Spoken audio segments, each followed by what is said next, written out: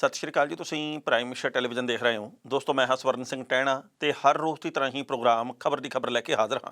ਪਹਿਲੀ ਵੱਡੀ ਖਬਰ ਦੇ ਵੱਲ ਜਾਣ ਤੋਂ ਪਹਿਲਾਂ ਪੰਜਾਬ ਦੇ ਮੌਸਮ ਦੀ ਹਾਲ ਬਿਆਨੀ ਕਰਨੀ ਬਣਦੀ ਹੈ। ਲੰਘੇ ਕੱਲ੍ਹ ਪੰਜਾਬ ਦੇ ਵਿੱਚ ਦਿਨ ਦੇ ਵੇਲੇ ਸੋਹਣੀ ਧੁੱਪ ਨਿਕਲੀ ਹੈ।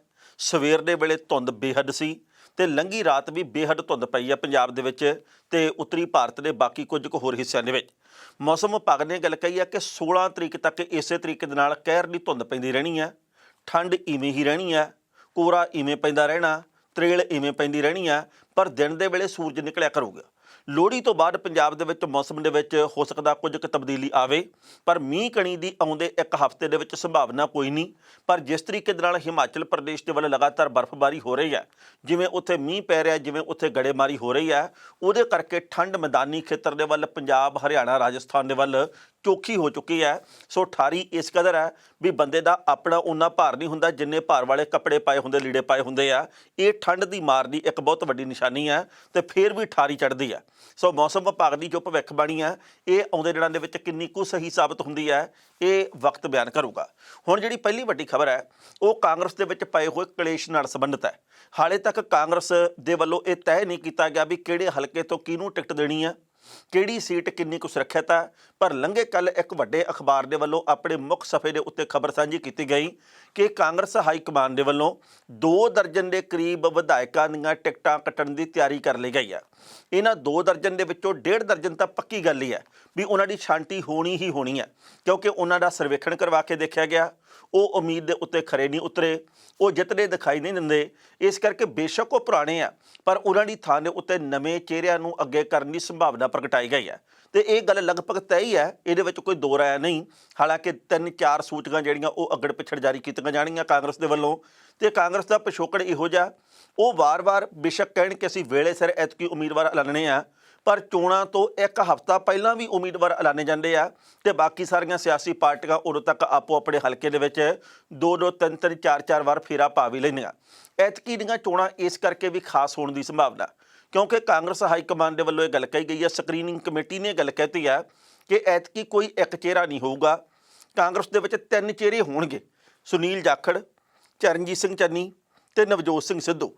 ਯਾਨੀ ਕਿ ਜਿਹੜਾ ਵੀ ਇੱਕ ਚਿਹਰਾ ਇਹ ਚਾਹਵੇ ਕਿ ਮੇਰੇ ਚਿਹਰੇ ਦੇ ਉੱਤੇ ਚੋਣਾਂ ਲੜੀਆਂ ਜਾਣ, ਉਹਦੀ ਉਮੀਦ ਦੇ ਉੱਤੇ ਵਧਾਣੀ ਸੱਟ ਵੱਜ ਗਈ ਹੈ, ਉਹਦੀ ਉਮੀਦ ਨੂੰ ਬੂਰ ਨਹੀਂ ਪੈਣਾ। ਹੁਣ ਜਦੋਂ ਬੂਰ ਨਹੀਂ ਪੈਣਾ ਤੇ ਇਸ ਕਰਕੇ ਕਈਆਂ ਨੂੰ ਤੜਿੰਗ ਵੀ ਹੋਣਾ। ਉਹਨਾਂ ਨੇ ਇਹ ਗੱਲ ਕਹਿਣੀ ਹੈ ਕਿ ਜੇਕਰ ਮੈਂ ਮੁੱਖ ਮੰਤਰੀ ਦਾ ਚਿਹਰਾ ਹੀ ਨਹੀਂ ਤਾਂ ਫਿਰ ਮੈਂ ਉਹਨਾਂ ਮਿਹਨਤ ਕਿਉਂ ਕਰਾਂ, ਉਹਨਾਂ ਕੰਮ ਕਿਉਂ ਕਰਾਂ। ਇਸ ਗੱਲ ਦੇ ਉੱਤੇ ਸਭ ਤੋਂ ਵੱਧ ਤੱਤੇ ਭਾਰੇ ਹੈਗੇ ਨਵਜੋਤ ਸਿੰਘ ਸਿੱਧੂ ਹੋਰੀ। ਉਹ ਬੇਸ਼ੱਕ ਇਹ ਗੱਲ ਕਹਿੰਦੇ ਕਿ ਮੇਰੀ ਕੋਈ ਇੱਛਾ ਨਹੀਂ ਮੁੱਖ ਮੰਤਰੀ ਬਣਨ ਦੀ, ਮੈਂ ਅਹੁਦਿਆਂ ਨੂੰ ਹਮੇਸ਼ਾ ਠੁੱਡ ਮਾਰੀ ਹੈ। ਉਹ ਇਹ ਵੀ ਗੱਲ ਕਹਿੰਦੇ ਕਿ ਜਿਹੜਾ ਮੇਰਾ ਪੰਜਾਬ ਮਾਡਲ ਹੈ, ਜੇਕਰ ਇਹ ਲਾਗੂ ਨਾ ਹੋਇਆ ਤੇ ਨਾ ਮੇਰੀ ਕੋਈ ਹੋਂਦ ਹੈ, ਨਾ ਪੰਜਾਬ ਦੀ ਜਵਾਨੀ ਦੀ ਕੋਈ ਹੋਂਦ ਹੈ, ਨਾ ਸਮੁੱਚੇ ਪੰਜਾਬ ਦੀ ਕੋਈ ਹੋਂਦ ਹੈ। ਇਸ ਕਰਕੇ ਮੇਰਾ ਜਿਹੜਾ ਮਾਡਲ ਆ, ਪੰਜਾਬ ਮਾਡਲ, ਇਹ ਚੋਣ ਮੈਨੀਫੈਸਟੋ ਦੇ ਵਿੱਚ ਵੀ ਪਾਊਗਾ। ਤੇ ਲੰਘੇ ਕੱਲ੍ਹ ਜਿਸ ਤਰੀਕੇ ਦੇ ਨਾਲ ਪ੍ਰੈਸ ਕਾਨਫਰੰਸ ਕਰਕੇ ਨਵਜੋਤ ਸਿੰਘ ਸਿੱਧੂ ਨੇ ਆਪਣਿਆਂ ਨੂੰ ਫੇਰ ਘੇਰਾ ਪਾ ਲਿਆ, ਉਹਦੇ ਉੱਤੇ ਕਈ ਤਰ੍ਹਾਂ ਦੀ ਚਰਚਾ ਚੱਲ ਪਈ ਹੈ।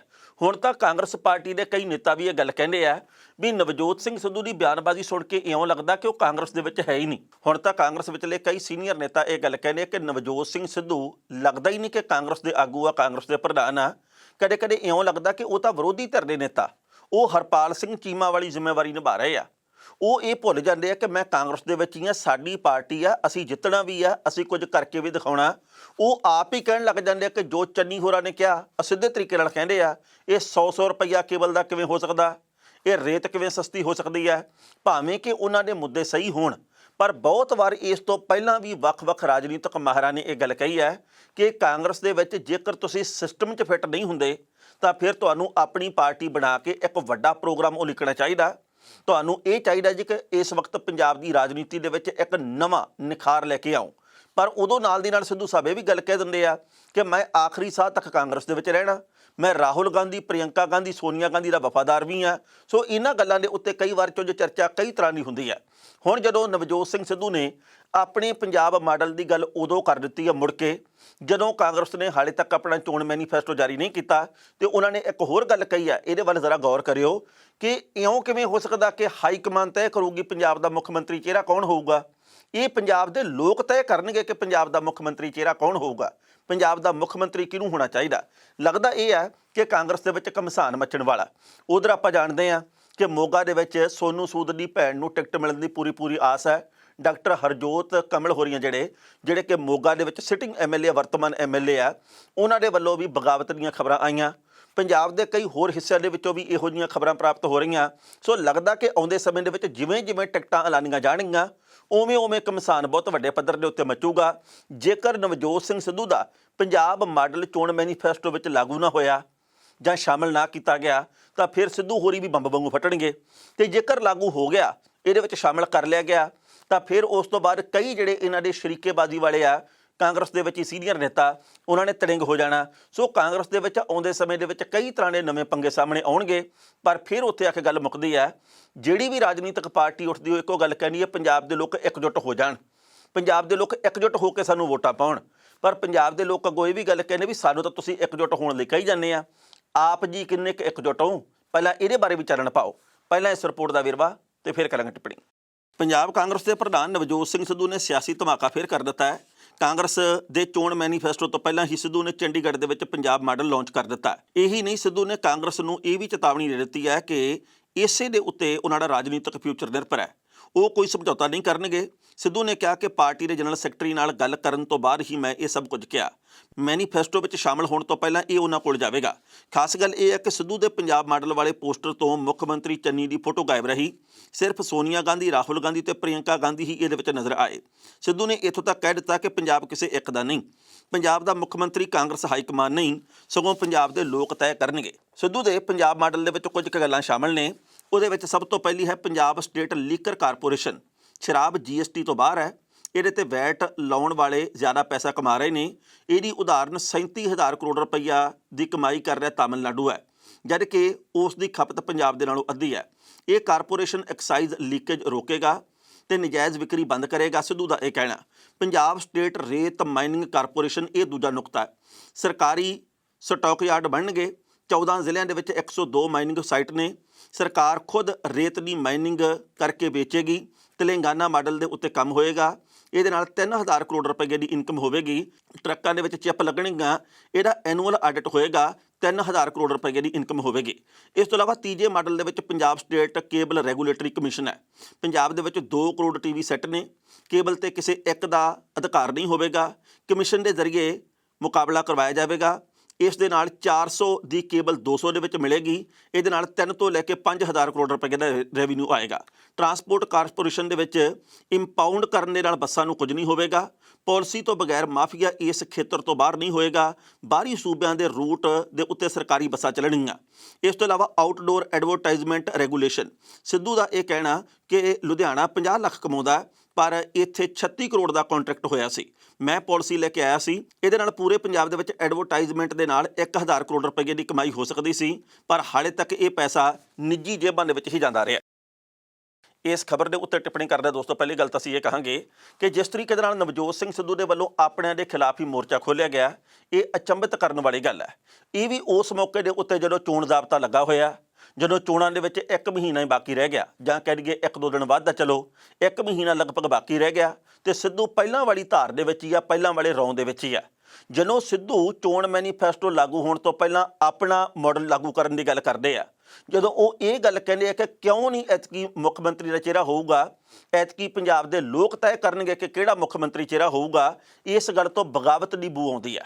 ਕੁਝ ਕੁ ਲੋਕ ਇਹ ਗੱਲ ਕਹਿੰਦੇ ਆ, ਖਾਸ ਕਰਕੇ ਸ਼ਰੀਕੇ ਭਾਈਚਾਰੇ ਵਾਲੇ, ਵੀ ਕਾਂਗਰਸ ਨੂੰ ਕਿਸੇ ਹੋਰ ਦੇ ਨਾਲ ਸਿੱਝਣ ਦੀ ਲੋੜ ਨਹੀਂ, ਪਹਿਲਾਂ ਨਵਜੋਤ ਸਿੰਘ ਸਿੱਧੂ ਨਾਲ ਸਿੱਝ ਕੇ ਵੇਖ ਲਵੇ।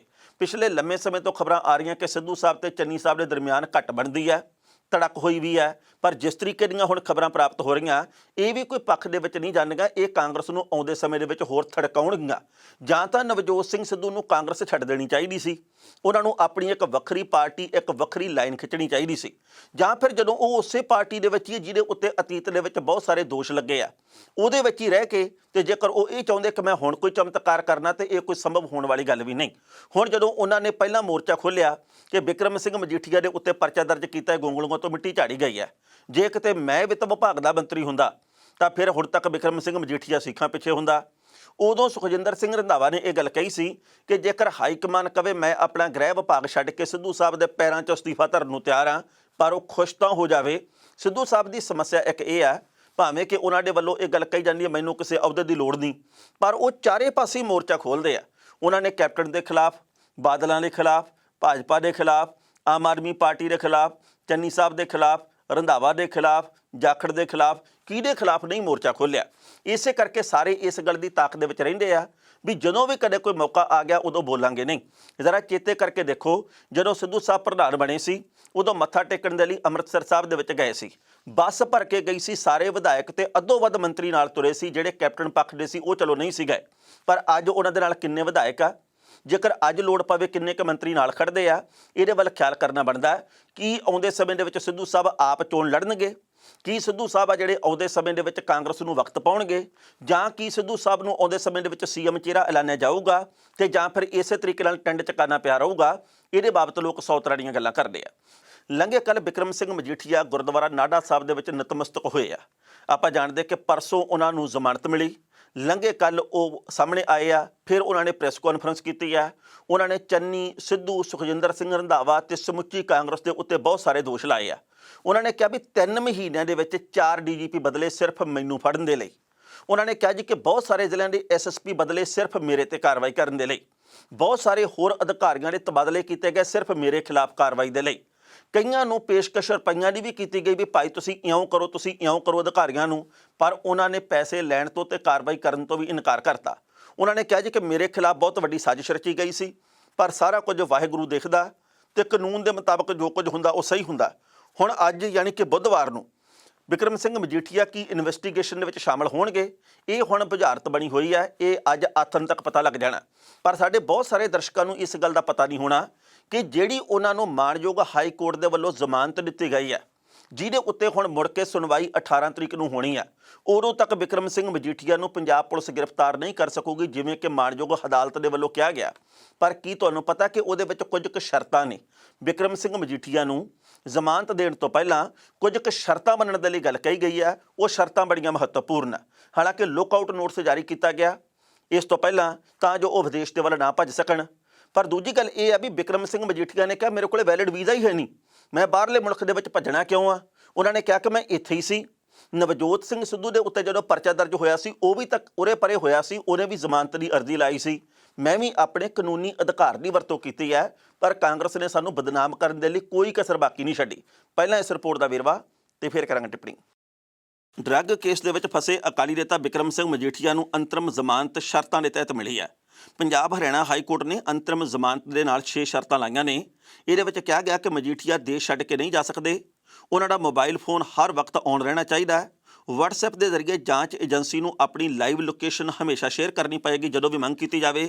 ਮੋਹਾਲੀ ਕੋਰਟ ਨੇ ਉਹਨਾਂ ਦੀ ਅਗਾਊਂ ਜ਼ਮਾਨਤ ਦੀ ਅਰਜ਼ੀ ਖਾਰਜ ਕਰ ਦਿੱਤੀ ਸੀ, ਪਰ ਹਾਈ ਕੋਰਟ ਨੇ ਉਹਨਾਂ ਨੂੰ ਅੰਤਰਿਮ ਜ਼ਮਾਨਤ ਦੇ ਕੇ ਵੱਡੀ ਰਾਹਤ ਦਿੱਤੀ ਹੈ। ਇਸ ਤੋਂ ਇਲਾਵਾ ਇਹ ਵੀ ਗੱਲ ਵਿੱਚ ਕਹੀ ਗਈ ਹੈ ਸ਼ਰਤਾਂ ਦੇ ਕਿ ਮਜੀਠੀਆ ਡਾਇਰੈਕਟ ਜਾਂ ਇਨਡਾਇਰੈਕਟ ਕਿਸੇ ਵੀ ਗਵਾਹ ਜਾਂ ਇਸ ਕੇਸ ਨਾਲ ਜੁੜੇ ਕਿਸੇ ਵੀ ਵਿਅਕਤੀ ਦੇ ਨਾਲ ਸੰਪਰਕ ਨਹੀਂ ਕਰਨਗੇ। ਮਜੀਠੀਆ ਜਾਂਚ ਏਜੰਸੀ ਦੇ WhatsApp ਦੇ ਜ਼ਰੀਏ ਆਪਣੀ ਲਾਈਵ ਲੋਕੇਸ਼ਨ ਸ਼ੇਅਰ ਕਰਨਗੇ ਤੇ ਮਜੀਠੀਆ ਨੂੰ 438(2) CRPC ਦੇ ਤਹਿਤ ਦਰਜ ਸਾਰੀਆਂ ਸ਼ਰਤਾਂ ਦਾ ਪਾਲਣ ਕਰਨਾ ਪਏਗਾ। ਇੱਥੇ ਵੀ ਦੱਸਣਾ ਬਣਦਾ ਹੈ ਕਿ ਇਸ ਮਾਮਲੇ ਦੇ ਉੱਤੇ ਹੁਣ ਅਕਾਲੀ ਦਲ ਦੇ ਵੱਖ-ਵੱਖ ਆਗੂਆਂ ਦਾ ਕਹਿਣਾ ਕਿ ਕਾਂਗਰਸ ਠੁੱਸ ਹੋ ਕੇ ਰਹਿ ਗਈ ਹੈ।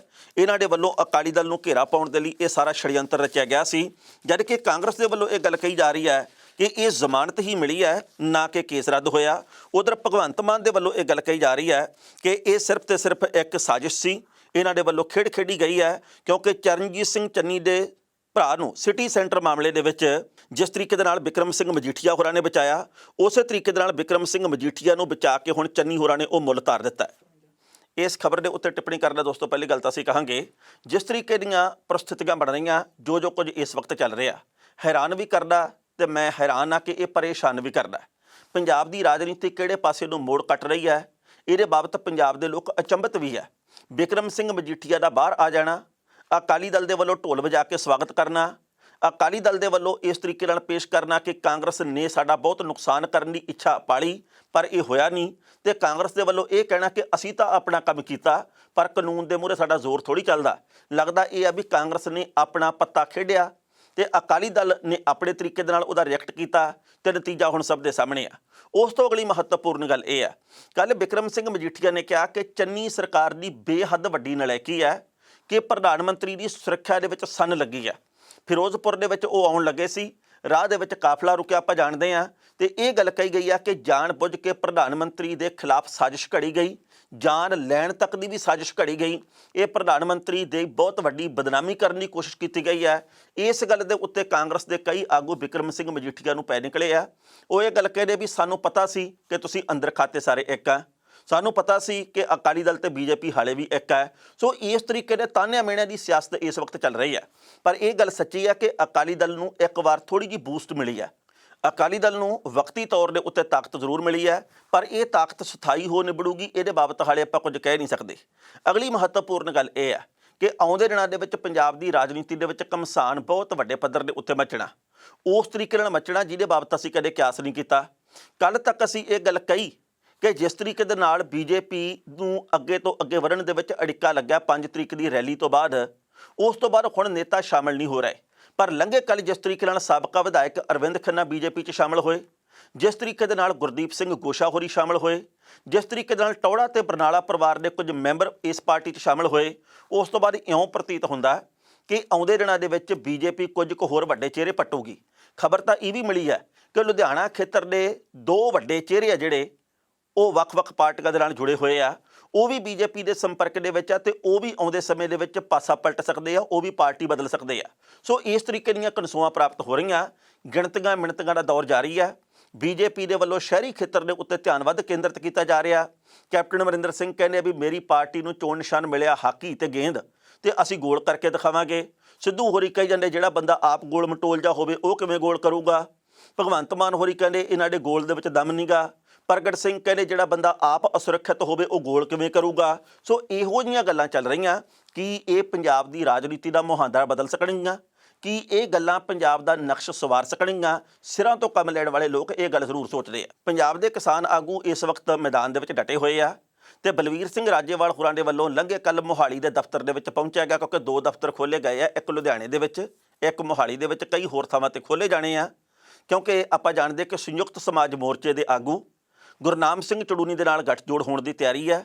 ਉਸ ਤੋਂ ਬਾਅਦ ਸਾਂਝੇ ਤੌਰ ਦੇ ਉੱਤੇ ਚੋਣ ਲੜੀ ਜਾਊਗੀ ਤੇ ਤਾਲਮੇਲ ਕਮੇਟੀ ਦੇ ਵੱਲੋਂ ਥੋੜ੍ਹੀਆਂ ਜਿਹੀਆਂ ਵੱਖਰੇ ਸੁਰ ਵਾਲੀਆਂ ਜਿਹੜੀਆਂ ਜਥੇਬੰਦੀਆਂ ਨੇ ਉਹਨਾਂ ਨੂੰ ਵੀ ਮੁੱਖ ਧਾਰਾ ਦੇ ਵਿੱਚ ਲਿਆਉਣ ਦੀ ਕੋਸ਼ਿਸ਼ ਕੀਤੀ ਜਾ ਰਹੀ ਹੈ। ਪਰ ਜੋਗਿੰਦਰ ਸਿੰਘ ਉਗਰਾਹਾਂ ਨੇ ਇਹ ਗੱਲ ਕਹੀ ਹੈ ਕਿ ਅਸੀਂ ਐਤਕੀ ਵੀ ਨਿਰਲੇਪ ਰਹਿਣਾ, ਚੋਣਾਂ 'ਚ ਪਹਿਲਾਂ ਵੀ ਨਿਰਲੇਪ ਰਹੇ ਤੇ ਭਵਿੱਖ ਦੇ ਵਿੱਚ ਵੀ ਰਹਿਣਾ। ਸਾਡਾ ਕਿਸੇ ਦੇ ਨਾਲ ਕੋਈ ਰਾਜਨੀਤਿਕ ਮਸਲਾ ਨਹੀਂਗਾ। ਜਿਹਨੂੰ ਮਰਜ਼ੀ ਸਾਡਾ ਕੇਡਰ ਵੋਟ ਪਾਵੇ, ਜਿਹਨੂੰ ਮਰਜ਼ੀ ਨਾ ਪਾਵੇ, ਅਸੀਂ ਕਿਸੇ ਦੇ ਖਿਲਾਫ ਨਹੀਂ, ਅਸੀਂ ਕਿਸੇ ਦੇ ਪੱਖ 'ਚ ਨਹੀਂ। ਅਸੀਂ ਇਹ ਗੱਲ ਕਦੇ ਨਹੀਂ ਕਹਿਣੀ ਕਿ ਭਾਈ ਵਿਧਾਨ ਸਭਾ ਦੀਆਂ ਪੌੜੀਆਂ ਫਲਾਣੇ ਨੂੰ ਚੜ੍ਹਨ ਵਾਸਤੇ ਉਹਨੂੰ ਵੋਟ ਪਾ ਦਿਓ, ਲੋਕ ਸਭਾ ਦੀਆਂ ਪੌੜੀਆਂ ਫਲਾਣੇ ਨੂੰ ਚੜ੍ਹਨ ਵਾਸਤੇ ਉਹਨੂੰ ਵੋਟ ਪਾ ਦਿਓ। ਇਹ ਸਾਡੇ ਹਿੱਸੇ ਦੇ ਵਿੱਚ ਆਉਂਦਾ ਕੰਮ ਨਹੀਂ। ਅਸੀਂ ਸਿਰਫ ਸੰਘਰਸ਼ ਕਰਨ ਵਾਲੇ ਆ। ਉਧਰ ਬਲਵੀਰ ਸਿੰਘ ਰਾਜੇਵਾਲ ਹੋਰਾਂ ਨੇ ਇੱਕ ਹੋਰ ਗੱਲ ਕਹੀ ਹੈ। ਉਹਨਾਂ ਨੇ ਕਿਹਾ ਜੀ ਕਿ 14 ਜਨਵਰੀ ਤੱਕ ਅਸੀਂ ਚੋਣ ਲੜਨ ਦੇ ਚਾਹਵਾਨਾਂ ਦੀਆਂ ਟਿਕਟਾਂ ਮੰਗੀਆਂ, ਅਰਜ਼ੀਆਂ ਮੰਗੀਆਂ। ਉਹਦੇ ਵਿੱਚੋਂ ਅਸੀਂ ਛਾਂਟੀ ਕਰਕੇ ਚੰਗੇ ਚਿਹਰਿਆਂ ਨੂੰ ਜਿਹੜੇ ਦਾਗ ਮੁਕਤ ਹੋਣਗੇ ਉਹਨਾਂ ਨੂੰ ਅਸੀਂ ਟਿਕਟਾਂ ਦੇਵਾਂਗੇ। ਉਹਨਾਂ ਨੇ ਕਿਹਾ ਕਿ ਬਹੁਤ ਸਾਰੀਆਂ ਅਰਜ਼ੀਆਂ ਸਾਡੇ ਕੋਲੇ ਆ ਚੁੱਕੀਆਂ ਤੇ ਅਸੀਂ ਐਤਕੀ ਬੜੇ ਵੱਡੇ ਪੱਧਰ ਦੇ ਉੱਤੇ ਸਰਗਰਮੀ ਨਾਲ ਚੋਣਾਂ ਲੜਾਂਗੇ। ਇਸੇ ਦਰਮਿਆਨ ਇੱਕ ਖਬਰ ਹੋਰ ਆਈ ਹੈ। ਬੀਜੇਪੀ ਦੇ ਵੱਲੋਂ ਜਿਸ ਤਰੀਕੇ ਦੇ ਨਾਲ ਡੇਰਾ ਸਿਰਸਾ ਦੇ ਮੁਖੀ ਦੇ ਨਾਲ ਨੇੜਤਾ ਬਣਾਉਣ ਦੀ ਕੋਸ਼ਿਸ਼ ਕੀਤੀ ਜਾ ਰਹੀ ਹੈ, ਉਹ ਆਪਣੇ ਆਪ ਦੇ ਵਿੱਚ ਹੈਰਾਨ ਕਰਨ ਵਾਲੀ ਗੱਲ ਹੈ। ਸੁਰਜੀਤ ਕੁਮਾਰ ਜਿਆਣੀ ਨੇ ਜਿਹੜੀ ਗੱਲ ਕਹੀ ਹੈ ਉਹਦੇ ਬਾਬਤ ਸਾਡੇ ਦਰਸ਼ਕ ਹੁਣ ਤੱਕ ਬਹੁਤੇ ਤਾਂ ਜਾਣ ਹੀ ਚੁੱਕੇ ਹੋਣਗੇ। ਜਿਨ੍ਹਾਂ ਨੂੰ ਨਹੀਂ ਪਤਾ ਇਹ ਦੱਸਣਾ ਬਣਦਾ ਕਿ ਬੀਜੇਪੀ ਡੇਰਾ ਸਿਰਸਾ ਮੁਖੀ ਦੇ ਪੈਰੋਕਾਰਾਂ ਨੂੰ, ਪ੍ਰੇਮੀਆਂ ਨੂੰ ਆਪਣੇ ਨਾਲ ਜੋੜਨ ਦੇ ਲਈ ਹਰ ਰੋਜ਼ ਕੁਝ ਨਾ ਕੁਝ ਇਹੋ ਜਿਹਾ ਬਿਆਨ ਦੇ ਰਹੀ ਹੈ, ਜਿਹਦੇ ਕਰਕੇ ਆਉਂਦੇ ਸਮੇਂ ਦੇ ਵਿੱਚ ਸ਼ਾਇਦ ਕੁਝ ਨਾ ਕੁਝ ਕਿਸੇ ਨਾ ਕਿਸੇ ਹੱਦ ਤੱਕ ਰਾਜਨੀਤਿਕ ਸਮੀਕਰਨ ਬਦਲ ਜਾਣ। ਕਿਉਂਕਿ ਜਦੋਂ ਚੋਣਾਂ ਹੁੰਦੀਆਂ ਉਦੋਂ ਵੱਖ-ਵੱਖ ਸਿਆਸੀ ਪਾਰਟੀਆਂ ਦੇ ਆਗੂ ਵੱਖ-ਵੱਖ ਡੇਰਿਆਂ ਦੇ ਵਿੱਚ ਜਾਂਦੇ ਆ। ਪਹਿਲਾਂ ਇਸ ਰਿਪੋਰਟ ਦਾ ਵੇਰਵਾ ਕਿ ਸੁਰਜੀਤ ਕੁਮਾਰ ਜੈਣੀ ਨੇ ਕੀ ਕਿਹਾ ਤੇ ਫਿਰ ਕਰਾਂਗੇ ਟਿੱਪਣੀ। ਭਾਜਪਾ ਆਗੂ ਸੁਰਜੀਤ ਕੁਮਾਰ ਜੈਣੀ ਨੇ ਡੇਰਾ ਸਿਰਸਾ ਦੇ ਸਤਸੰਗ ਦੇ ਵਿੱਚ ਜਾਣ ਤੋਂ ਬਾਅਦ ਆਖਿਆ ਕਿ ਮੈਂ ਗੁਰਮੀਤ ਰਾਮ ਰਹੀਮ ਦਾ ਪ੍ਰੇਮੀ ਹਾਂ ਤੇ ਮੈਂ ਗੁਰਮੀਤ ਰਾਮ ਰਹੀਮ ਦਾ ਨਾਮ ਸ਼ਬਦ ਲਿਆ ਹੋਇਆ। ਉਹਨਾਂ ਨੇ ਇਹ ਗੱਲ ਕਹੀ ਹੈ ਕਿ ਗੁਰਮੀਤ ਰਾਮ ਰਹੀਮ ਨੂੰ ਮਿਲੀ ਹੋਈ ਸਜ਼ਾ ਬਿਲਕੁਲ ਗਲਤ ਹੈ। ਅਸੀਂ ਅਦਾਲਤ ਦੇ ਵਿੱਚ ਜਾਵਾਂਗੇ, ਇਨਸਾਫ ਜ਼ਰੂਰ ਮਿਲੇਗਾ। ਰੱਬ ਦੇ ਘਰ ਦੇਰ ਹੈ, ਹਨੇਰ ਬਿਲਕੁਲ ਨਹੀਂ। ਉਹਨਾਂ ਨੇ ਕਿਹਾ ਕਿ ਮੈਂ ਤਾਂ ਸਤਸੰਗ ਦੇ ਵਿੱਚ ਜਾਂਦਾ ਹੀ ਰਹਿੰਦਾ ਹਾਂ। ਡੇਰੇ ਨੇ ਬਹੁਤ ਵਧੀਆ ਕੰਮ ਕੀਤੇ ਨੇ। ਦੱਸਣਾ ਬਣਦਾ ਕਿ 2-3 ਦਿਨ ਪਹਿਲਾਂ ਜੈਣੀ ਸਣੇ ਭਾਜਪਾ ਦੇ ਕਈ ਆਗੂ ਡੇਰਾ ਸਿਰਸਾ ਦੀ ਸਤਸੰਗ ਵਿੱਚ ਗਏ ਸਨ। ਉਸ ਤੋਂ ਬਾਅਦ ਲਗਾਤਾਰ ਉਹਨਾਂ ਦੀ ਨੁਕਤਾਚੀਨੀ ਹੋ ਰਹੀ ਹੈ। ਹੋਰ ਜੈਣੀ ਨੇ ਇਹ ਗੱਲ ਆਖੀ ਹੈ ਕਿ ਮੈਂ ਰਾਮ ਰਹੀਮ ਦਾ ਪ੍ਰੇਮੀ ਹਾਂ ਤੇ ਮੈਂ ਗੁਰਮੀਤ ਰਾਮ ਰਹੀਮ ਦਾ ਨਾਮ ਸ਼ਬਦ ਲਿਆ ਹੋਇਆ। ਇਸ ਖਬਰ ਦੇ ਉੱਤੇ ਟਿੱਪਣੀ ਕਰਨਾ ਦੋਸਤੋ, ਪਹਿਲੀ ਗੱਲ ਤਾਂ ਅਸੀਂ ਕਹਾਂਗੇ ਕਿਹਨੇ ਕਿਹੜੇ ਡੇਰੇ ਦੇ ਵਿੱਚ ਜਾਣਾ, ਕਿਹਨੇ ਕਿਹੜੇ ਧਰਮ ਨੂੰ ਮੰਨਣਾ, ਇਹ ਉਹਦੀ ਹੈ ਤਾਂ ਨਿੱਜੀ ਮਰਜ਼ੀ। ਪਰ ਜਦੋਂ ਰਾਜਨੀਤੀ ਦੇ ਤਹਿਤ ਇਹ ਸਾਰੇ ਬਿਆਨ ਦਿੱਤੇ ਜਾਂਦੇ ਆ, ਇਹਦੇ ਉੱਤੇ ਹਰ ਕੋਈ ਹੈਰਾਨ ਹੁੰਦਾ ਜਿਹੜਾ ਕਿ ਚਾਰੇ ਪਾਸਿਓਂ ਹਰ ਗੱਲ ਨੂੰ ਸੋਚਦਾ, ਸਮਝਦਾ ਤੇ ਵਿਚਾਰਦਾ। ਅੱਜ ਤੱਕ ਕਿਹੜੀ ਰਾਜਨੀਤਿਕ ਪਾਰਟੀ ਦਾ ਆਗੂ ਆ ਹਰਿਆਣੇ ਦੇ ਵਿੱਚ ਡੇਰਾ, ਹਰਿਆਣੇ ਦੀ ਸੁਨਾਰੀਆ ਜੇਲ੍ਹ ਦੇ ਵਿੱਚ ਇਸ ਵਕਤ ਬੰਦ ਹੈ ਗੁਰਮੀਤ ਰਾਮ ਰਹੀਮ, ਪਰ ਅੱਜ ਤੱਕ ਕਿਸੇ ਬੀਜੇਪੀ ਦੇ, ਕਿਸੇ ਕਾਂਗਰਸ ਦੇ, ਕਿਸੇ ਆਪ ਦੇ, ਕਿਸੇ ਬਸਪਾ ਦੇ ਜਾਂ ਕਿਸੇ ਵੀ ਪਾਰਟੀ ਦੇ, ਆਮ ਆਦਮੀ ਪਾਰਟੀ ਦੇ ਆਗੂ ਨੇ ਇਹ ਗੱਲ ਕਹੀ ਕਿ ਡੇਰਾ ਸਿਰਸਾ ਮੁਖੀ ਬਿਲਕੁਲ ਸਹੀ ਹੈ, ਇਹ ਕੇਸ ਗਲਤ ਦਰਜ ਹੋਇਆ। ਪਰ ਕਿਉਂਕਿ ਹੁਣ ਚੋਣਾਂ ਤੇ ਪੰਜਾਬ ਦੇ ਵਿੱਚ ਆਪਾਂ ਜਾਣਦੇ ਕਿ ਹਾਲੇ ਵੀ ਵੱਡੇ ਪੱਧਰ ਦੇ ਉੱਤੇ ਵੋਟ ਬੈਂਕ ਹੈ ਗੁਰਮੀਤ ਰਾਮ ਰਹੀਮ ਦੇ ਪੈਰੋਕਾਰਾਂ ਦਾ, ਉਹਨਾਂ ਨੂੰ ਨਾਲ ਜੋੜਨ ਦੇ ਲਈ ਇਹ ਸਾਰਾ ਕੁਝ ਇੱਕ ਵਾਰ ਫਿਰ ਕਿਹਾ ਜਾ ਰਿਹਾ। ਇਹਦੇ ਨਾਲ ਰਾਜਨੀਤਿਕ ਸਮੀਕਰਨ ਬਦਲ ਸਕਦੇ ਆ, ਕਿਉਂਕਿ ਬਾਕੀ ਸਿਆਸੀ ਪਾਰਟੀਆਂ ਆਪਾਂ ਜਾਣਦੇ ਹਾਂ ਕਿ ਡੇਰਿਆਂ ਦੇ ਵਿੱਚ ਜਾਂਦੀਆਂ ਜ਼ਰੂਰ ਆ, ਪਰ ਸਿਰਸੇ ਵਾਲੇ ਡੇਰੇ ਤੋਂ ਥੋੜੀ ਜਿਹੀ ਕਿਨਾਰਾਕਸ਼ੀ ਕਰਕੇ ਚੱਲਦੀਆਂ, ਵਿਵਾਦ ਵੱਧ ਹੋਣ ਦੇ ਕਰਕੇ। ਪਿਛਲੇ ਦਿਨੀ ਦਵਿੰਦਰ ਸਿੰਘ ਘੁਬਾਇਆ ਤੇ ਕੁਝ ਕੁ ਹੋਰ ਜਿਹੜੇ ਆ ਕਾਂਗਰਸੀ ਆਗੂ ਤੇ ਕੁਝ ਕੁ ਹੋਰ ਪਾਰਟੀਆਂ ਦੇ, ਉਹ ਇੱਕ ਸਤਸੰਗ ਦੇ ਵਿੱਚ ਗਏ ਸੀ। ਉਸ ਤੋਂ ਬਾਅਦ ਪੱਤਰਕਾਰਾਂ ਦੇ ਵੱਲੋਂ ਚਰਚਾ ਕੀਤੀ ਗਈ, ਮੀਡੀਆ ਦੇ ਵਿੱਚ ਗੱਲ ਆ ਗਈ, ਤਾਂ ਘੁਬਾਇਆ ਹੋਰਾਂ ਨੇ ਕਿਹਾ ਸੀ ਕਿ ਮੈਨੂੰ ਤਾਂ ਜਿੱਥੇ ਵੀ ਲੋਕ ਬੁਲਾਉਂਦੇ ਮੈਂ ਤਾਂ ਸੱਦੇ ਦੇ ਉੱਤੇ ਚਲਾ ਹੀ ਜਾਂਦਾ, ਮੈਂ ਇੱਥੇ ਵੀ ਚਲਾ ਗਿਆ। ਪਰ ਜੈਣੀ ਨੇ ਇਹ ਗੱਲ ਕਹੀ ਹੈ ਕਿ ਮੈਂ ਤਾਂ ਆਪ ਨਾਮ ਸ਼ਬਦ ਲਿਆ, ਮੈਂ ਤਾਂ ਪਹਿਲਾਂ ਵੀ ਸਤਸੰਗ 'ਚ ਜਾਂਦਾ, ਡੇਰੇਦਾਰ ਤਾਂ ਹੈ ਹੀ ਬਹੁਤ ਵਧੀਆ, ਉਹਨਾਂ ਨੇ ਕੰਮ ਬੜੇ ਵਧੀਆ ਕੀਤੇ ਆ, ਕੰਮ ਵਧੀਆ ਕੀਤੇ ਆ, ਕੁਝ ਕੁ ਇਹਦੇ ਵਿੱਚ ਕੋਈ ਦੋ ਰਾਇਆ ਨਹੀਂ। ਪਰ ਜਿਸ ਤਰੀਕੇ ਦੇ ਦੋਸ਼ ਲੱਗੇ ਆ ਉਹਨਾਂ ਨੂੰ ਵੀ ਆਪਾਂ ਘਟਾ ਕੇ ਨਹੀਂ ਦੇਖ ਸਕਦੇ। ਪਰ ਉਹਨਾਂ ਨੇ ਕਿਹਾ ਜੀ ਕਿ ਜੋ ਅਦਾਲਤ ਦਾ ਫੈਸਲਾ, ਅਸੀਂ ਇਹਦੇ ਬਾਬਤ ਵੀ ਹੁਣ ਇੱਕ ਨਵੀਂ ਪਟੀਸ਼ਨ ਪਾ ਸਕਦੇ। ਮਤਲਬ ਇਹ ਹੈ ਕਿ ਅਸੀਂ ਇਹਨੂੰ ਚੈਲੰਜ ਕਰਾਂਗੇ। ਜਦੋਂ ਚੋਣਾਂ ਸਿਰ ਦੇ ਉੱਤੇ ਆ ਗਈਆਂ ਤਾਂ ਇਹ ਸਾਰੀਆਂ ਗੱਲਾਂ ਚੇਤੇ ਆਉਣੀਆਂ ਸੁਭਾਵਿਕ ਹੈ।